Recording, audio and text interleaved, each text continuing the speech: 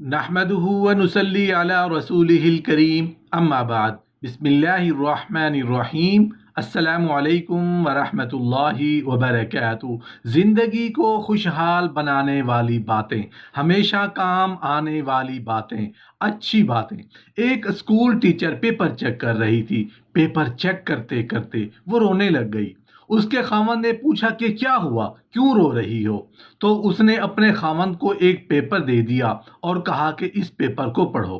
اس کے خاوند نے پڑھا تو ہیڈنگ تھی کہ آپ کیا بننا چاہتے ہیں؟ تو اس اسٹوڈنٹ نے لکھا تھا کہ میں سیل فون بننا چاہتا ہوں کیونکہ میری امی اور ابو مجھے توجہ نہیں دیتے، فون کو توجہ زیادہ دیتے ہیں، میری کیئر نہیں کرتے، فون کی کیئر زیادہ کرتے ہیں۔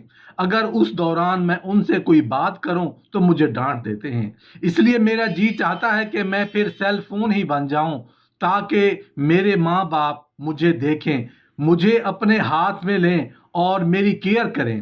سب سے زیادہ پوچھا جانے والا سوال کہ ایک اچھے اور ایک برے مرد کی پہچان کیا ہے؟ ایک بیٹے نے اپنے باپ سے پوچھا کہ یہ کیسے پتا چلے گا کہ آپ صحیح ہیں یا غلط ہیں، کیونکہ کوئی شخص بھی اپنے آپ کو غلط تو نہیں کہے گا۔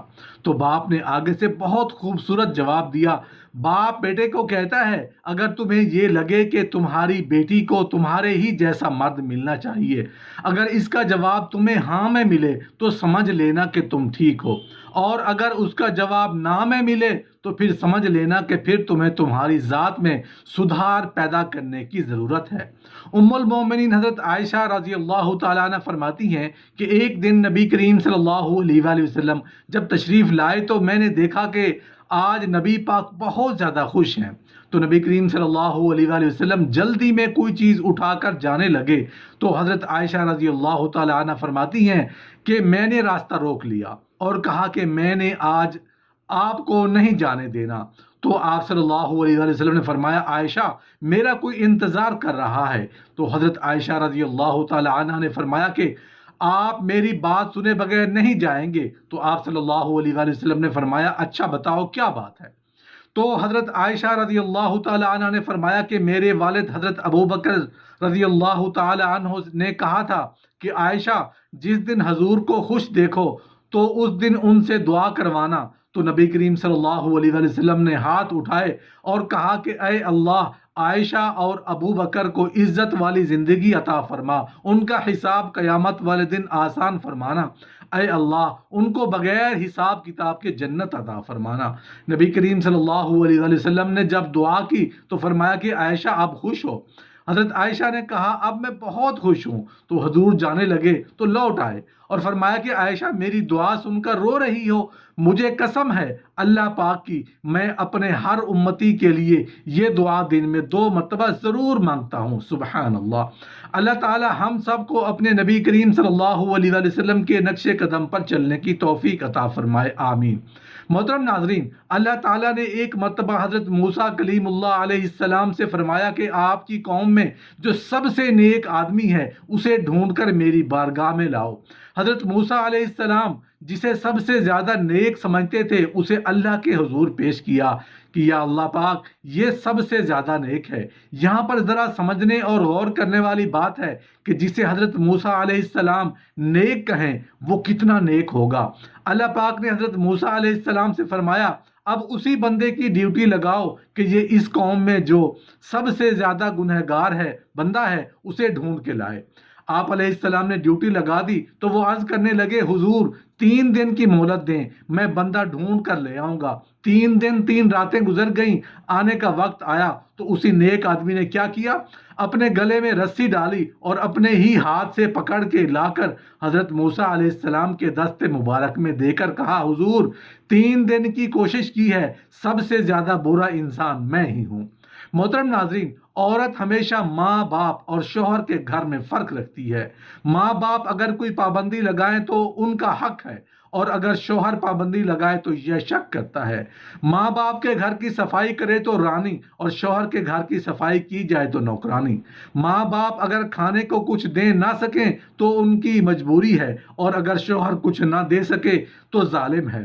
اور اگر کبھی ماں باپ سے غلطی ہو جائے تو بڑے ہیں، اور اگر شوہر سے غلطی ہو جائے تو یہ گھٹیا ہے۔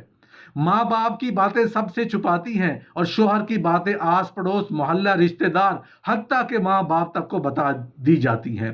پتہ نہیں عورت نے والدین کو جنت کا دروازہ اور شوہر کو جہنم کا ایندھن کیوں بنا رکھا ہے۔ میری بات اپنے پلے باندھ لیجئے، آپ کے ماں باپ نے آپ کو بیاہ دیا، ان کی ذمہ داری آپ سے ختم ہو گئی۔ محترم ناظرین، بیٹیاں بھی بہت بڑی آزمائش ہوتی ہیں۔ میں جب تک چھوٹی تھی ہمیشہ یہی سوچتی تھی کہ مشکل وقت صرف میرے بڑے ہونے تک ہے، ایک دفعہ ہم بڑی ہو جائیں گی تو ہماری امی کی ساری پریشانیاں ختم ہو جائیں گی، لیکن یہ تھوڑی پتہ تھا کہ بڑی ہو کر اپنی ماں کے لیے ایک اور آزمائش بن جائیں گی۔ یہ تعلیم، ڈگریاں، نوکریاں سب بیکار ہوتی ہیں۔ بعض دفعہ زندگی کو سنوارنے کے لیے ان میں سے کوئی بھی چیز کام نہیں آتی۔ بیٹیوں، صبر کرنا سیکھو، گالی کا جواب گالی سے نہ دو، تانے کا جواب تانے سے نہ دو، مسکرا کے جواب دو۔ رب ذوالجلال کی قسم اٹھا کے کہتا ہوں کہ فرشتہ بھی تمہارے قدم چومیں گے۔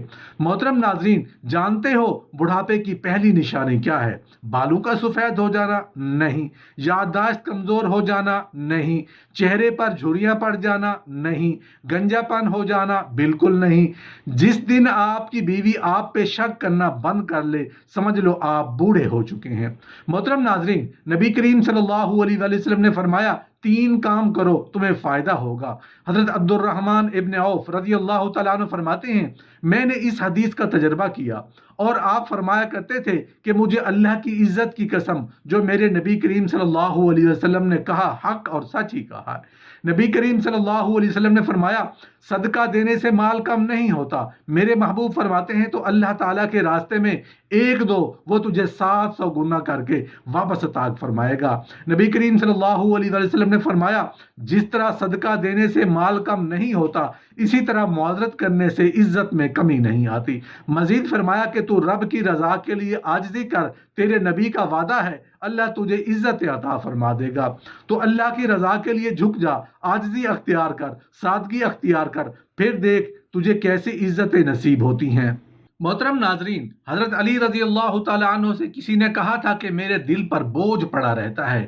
حضرت علی رضی اللہ تعالیٰ عنہ فرمانے لگے، لوگوں کا مذاق نہ اڑایا کر، نہ لوگوں پر زیادہ غصہ کیا کر، اس لیے جب تو لوگوں کا مذاق اڑائے گا تو پھر تیرا دل اس کا بوجھ سہ نہیں سکے گا۔ آپ کسی پر غصہ کر کے جتنے مرضی بھی آپ دلیر ہیں، تکلیف آپ کو بھی ہوتی ہے۔ نبی کریم صلی اللہ علیہ وآلہ وسلم نے فرمایا، میرا امتی مرد اور عورت بشر ہے، انسان ہے، سب سے گناہ ہو سکتا ہے اور بڑے سے بڑا گناہ بھی ہو سکتا ہے، لیکن دو گناہ کی میں توقع نہیں رکھتا۔ اپنے پیارے نبی کریم صلی اللہ علیہ وسلم کی امید تو دیکھیں۔ آپ نے فرمایا، مجھے امید ہے کہ میرا امتی 2 گناہ نہیں کرے گا، باقی جو مرضی کرے گا، ایک جھوٹ کبھی نہیں بولے گا، دوسرا دھوکہ کبھی نہیں دے گا۔ محترم ناظرین، اگر آپ دن میں 11 گھنٹے سے زیادہ بیٹھتے ہیں تو اگلے 3 سالوں میں آپ کے مرنے کے 50% چانسز ہیں۔ اگر آپ چھینک کو دبانے کی کوشش کریں گے تو آپ کے سر یا گردن میں خون کی نالی پھٹ سکتی ہے اور آپ مر بھی سکتے ہیں۔ آنسوؤں کو روکنے سے دل کے ساتھ ساتھ دماغ پر بھی دباؤ پڑتا ہے، اس سے گریز کریں کیونکہ رونا آپ کی صحت کے لیے اچھا ہے۔ تکیے کے بغیر سونے سے کمر کا درد کم ہوتا ہے اور ریڑھ کی ہڈی مضبوط رہتی ہے۔ شام کو گوبھی مت کھاؤ، دانت میں درد رہے گا۔ شام کو دہی مت کھاؤ، معدہ خراب ہو جائے گا۔ خواتین کے لیے مرد کی بو یعنی سمیل شکل و صورت سے زیادہ اہمیت رکھتی ہے۔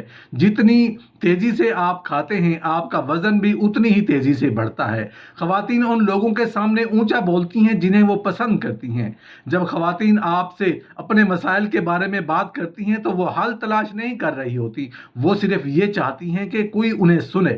محترم ناظرین، جن لوگوں کا دل ٹوٹا ہوتا ہے وہ بہت زیادہ تکلیف میں ہوتے ہیں، چاہے کسی کے چھوڑ جانے پر یا ان کی کوئی ایسی خواہش جو پوری نہیں ہو رہی یا زندگی میں کوئی اور معاملہ ہے، تو ان کو میں ایک بات کہنا چاہتا ہوں، وہ یہ ہے کہ آپ اپنے آپ کو خاموشی کی عادت ڈالیں۔ اس کی وجہ بہت بڑی ہے۔ آپ نے یہ بھی جان لینا کہ آپ کو کس کس مقام کے اوپر خاموش رہنا ہے۔ آپ نے اداسی میں خاموش رہنا ہے، آپ نے غصے میں خاموش رہنا ہے، آپ نے کسی کے چھوڑ جانے پر خاموش رہنا ہے، آپ کو کوئی دھوکہ دے کر چلا گیا اس پر آپ نے خاموش رہنا ہے، پھر بیماری کے اندر آپ نے خاموش رہنا ہے۔ یہ میں اس لیے کہہ رہا ہوں کہ اتنے عرصے سے آپ ان موقعوں کے اوپر اور ان مقامات کے اوپر آپ بولتے آ رہے ہیں۔ کیا کچھ آپ کو ملا بولنے سے؟ کیا آپ کے بولنے سے یہ چیزیں ٹھیک ہوئیں؟ کیا بولنے سے آپ کی تکلیفیں کم ہوئی؟ کچھ نہیں ملا آپ کو۔ آپ اللہ پاک کی ایک بات مان لیں کہ آپ صرف اللہ کے لیے خاموش رہ کے دیکھ لیں، آپ نے سب کچھ کر کے دیکھ لیا، کچھ نہیں ملا، تو اب اللہ جل شانہ کی مان کر دیکھیں کہ پھر آپ کی تکلیفیں کیسے کم ہوتی ہیں۔ محترم ناظرین، کہا جاتا ہے کہ دوران جماع سر پر بار بار کنگھا کرنے سے نفس بیٹھتا نہیں ہے، کھڑا رہتا ہے۔ دودھ میں السی کے دانے ڈال کر پینے سے دوران جماع عورت چیختی زیادہ ہے۔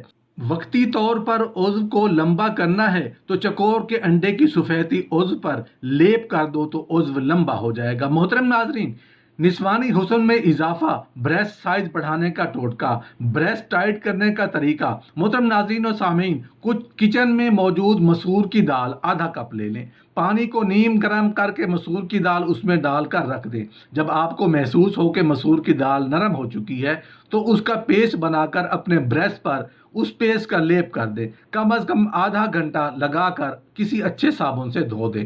10 سے 15 دن اس کا مسلسل لیپ کریں، آپ دیکھیں گے کہ آپ کی بریسٹ کا سائز بڑھنے کے ساتھ ساتھ آپ کے بریسٹ ٹائٹ بھی ہوئے ہیں۔ کھجور کھانے سے کون کون سی بیماریاں ہم سے دور ہوں گی، کون سی بیماریوں سے ہم بچ جائیں گے؟ کھجور کے درخت سے نکلنے والی گوند آنتوں، گردوں اور پیشاب کی نالیوں کی جلن کو ختم کرنے کے لیے ایک بے حد مفید ہے۔ پیشاب میں جلن یا تکلیف ہو تو گوند کا استعمال کریں، اگر گوند نہ ملے تو آپ روزانہ کھجور کا استعمال کریں تو پیشاب کے اندر جلن پیدا نہیں ہوگی، تو آپ انشاءاللہ کھجور اسے دور کر دے گی۔ کوشش کریں کہ اگر کھجور کا گوند ملے تو یہ زیادہ فائدہ مند ہے، اگر کھجور کے درخت کا گوند نہیں ملتا تو پھر آپ کھجور ہی کھائیں۔ محترم ناظرین، عورت اگر مرد کے جسم کے 2 حصوں پر نظر ڈالے تو سمجھ جاؤ اسے مرد سے محبت ہے، آنکھیں اور پیشانی۔ شادی شدہ عورت جب کسی مرد کو پسند کرنے لگتی ہے تو 3 کام لازمی کرتی ہے: اس مرد کے سامنے اپنے شوہر کی برائیاں کرنا، اس کے سامنے بن ٹھن کے آنا، اس کے ساتھ تنہائی میں ملاقات کرنا۔ محترم ناظرین، عورت کو چاہیے کہ جب شوہر قریب آئے تو وہ کام فوراً کر لے تاکہ شوہر خوش ہو جائے، مسکراہٹ منہ پہ سجا لے اور اللہ کا شکر ادا کرے تاکہ اللہ برکت ڈالے۔ اگر شوہر چاہتا ہے کہ میری بیوی میرے ماں باپ کی عزت کرے، ان کا اکرام کرے، اچھے لفظوں میں ان کو یاد کرے، تو بیوی کے ماں باپ بھی ماں باپ ہی ہوتے ہیں، ان کے بہن بھائی بھی بہن بھائی ہوتے ہیں۔ اگر تو ان کا نام اچھے لفظوں کے ساتھ پکارے گا تو فلاح پائے گا۔ نبی کریم صلی اللہ علیہ وسلم نے فرمایا، تیرے 3 باپ ہیں۔ پوچھا گیا یا رسول اللہ کون سے؟ فرمایا، ایک وہ جس نے تجھے جنم دیا، پیدا کیا، جس کی سلب سے تو ہے، اور دوسرا وہ جو تیرا استاد ہے، جو تجھے خیر کی تعلیم دیتا ہے، جس کی وجہ سے تو راہ راست پر ہے، راہ حق پہ ہے، اور تیسرا فرمایا وہ تیرا باپ ہے جس نے اپنی بیٹی دے کر تجھے بیٹا بنایا ہے اور اس کے حق کا تو نے خیال کرنا ہے۔ یہ کس طرح کی بات ہوئی کہ تو بیوی سے یہ تقاضا کرے کہ میں نے آج آ کر دیکھا ہے میری اماں بیٹھی ہے، تو نے روٹی نہیں پوچھی، اور جب اس کی ماں آتے تو پھر تیرے طور طریقے ہی بدل جائیں، تیرا سٹائل ہی بدل جائے۔